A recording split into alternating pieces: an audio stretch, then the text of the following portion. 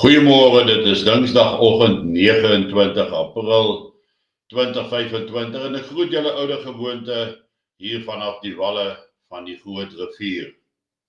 Ons het die afgelope naweek die SBB bevelskonferensie gehad waar ons weer eens gaan kyk het na ons beplannings, ons aksies en wat ons moet doen om die beste opsies vir ons mense en ons lede, ons volk te bied in tye van uitermate geweld en anargie wat hierdie kant toe blyk te kom.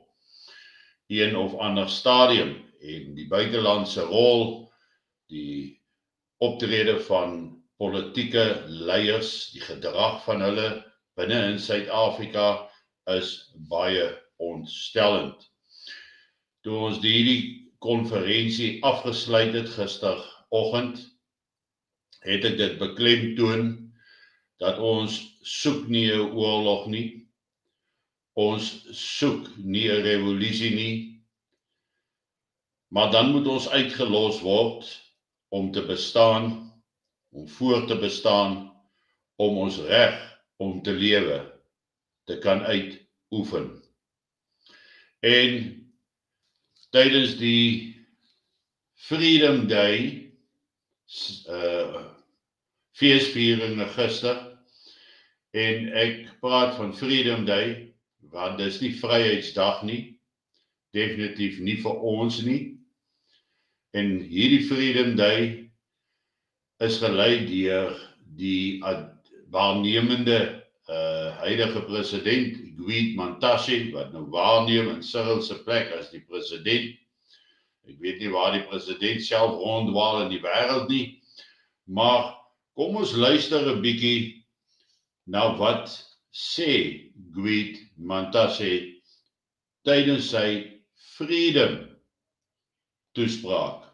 Tydens sy Freedom toespraak.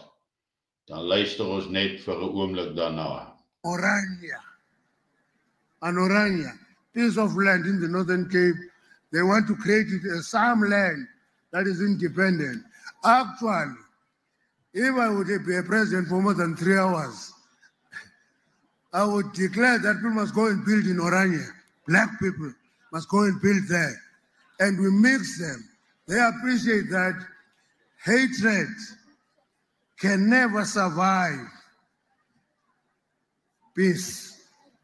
It is peace that built a nation. But En dit is wat die waarnemende president sê, waar hy eintlik swart mense aanmoedig om in Oranje te gaan woon, om daar te gaan kom ons sê moeilikheid maak. Het word aangemoedig. Nou ons het al gesien, ons weet van kwotastelsels in die sport wat ons baie ernstig afgeforceer word. Tog sien ons geen kwotas as dit kom by sokker en ander swart sportsoorte nie. Dis ook nie dat mense aangemoedig word om in Soweto te gaan woon, grond te gaan vat, daar nie. Nee. En daar is 'n klein dorpie Oranje waar 'n klomp enigsdenkende mense saam woon. En hulle het die reg daartoe in terme van ons grondwet en in terme van die kultuur, die taal wat gepraat word en die geloof wat hulle handhaaf. Tog is dit asof daar moet moeilikheid kom. Daar mag nie iets wees wat wit is nie. Daar mag nie 'n wit gemeenskap wees nie. Ons sien dat hulle Kleinfontein ook besoek het. En in die laaste tyd is Oranje baie in die nuus sedert Donald Trump die Amerikaanse grense oopgestel het vir Afrikaners van Europese afkoms om dan na Amerika hervestig te word. Dis asof hulle druk en druk en hulle wil moeilikheid maak. Dis asof hulle wil 'n oorlog na ons toe bring. En soos wat ek gisteroggend afgesluit het, ons soek nie 'n oorlog nie, maar as julle dit vir ons bring, gaan julle dit kry.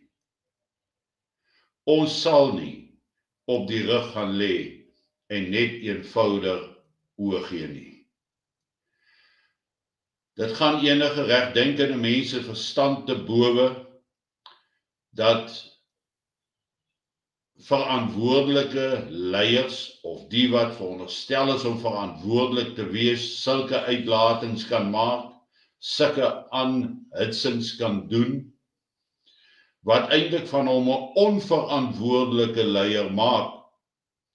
En ons sien dwars deur ons politieke spektrum hoe daar onverantwoordelike uitsprake gemaak word en dat dit uiteindelik gaan lei tot geweld, tot konflik. Ons sien hoe daar al hoe meer en meer deur middel van BEE ingemeng word, op die regte van ons mense inbreuk gemaak word, en ergens gaan dit lei tot konfrontasie. Dis asof hulle wil hê, daar moet 'n blanke reaksie wees, sodat hulle 'n vergeldingsaksies kan uitvoer. Soos om dan byvoorbeeld ontwapening te bespoedig en alles wat daarmee gepaard gaan.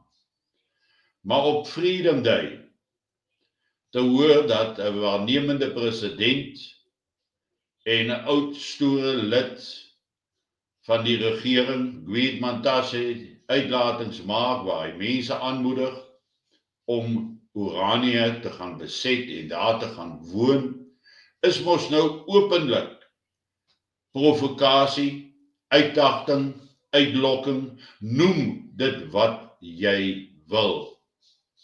Dis nie asof hulle gaan rus oor hierdie onderwerp nie, asof dit verlore gaan nie. Dis retoriek wat voortdurend gepraat word en uitgeblaker word, verkondig word, versprei word. En uiteindelik weet ons in alle lande in die wêreld waar hulle met hierdie retorieke vorendag gekom het, selfs die moderne pers doen mee daaraan, waar mense gedemoniseer word, waar al die skuld op hulle gepak word, waar alles wat verkeerd loop en gaan, die skuld van daardie groep is. Oral in die wêreld het dit tot volksmoorde gelei, tot burgeroorloë gelei en volskaalse oorloë gelei, soos wat ons byvoorbeeld tussen Rusland en Oekraïne ook gesien het.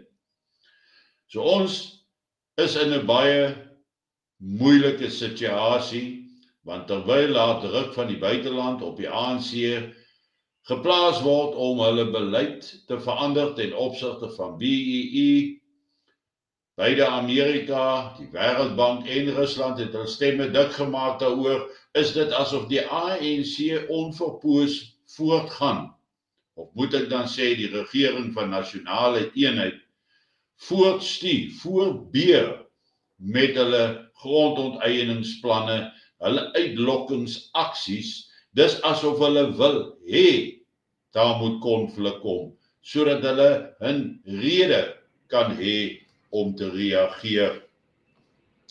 En ek waarsku vandag, moenie ons mense dwing tot 'n punt waar ons geen ander keuse het as om ons eie beskermingsaksies toe te pas nie.